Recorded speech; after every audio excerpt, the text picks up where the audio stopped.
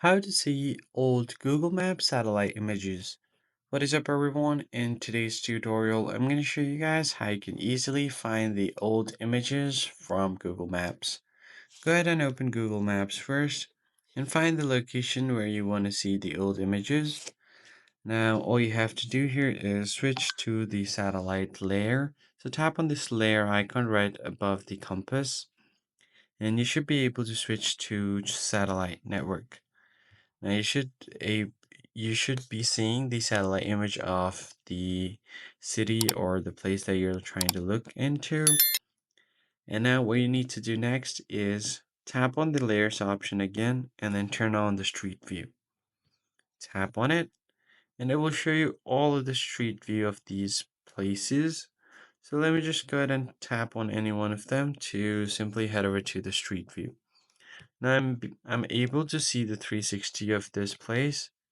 And if you want to see what this place looked like a few years back, you can scroll this up.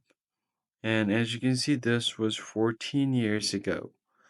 So you can add a recent picture if you want. So this was 14 years ago, this place. There are other places as well that you can check. So let me just zoom out a bit.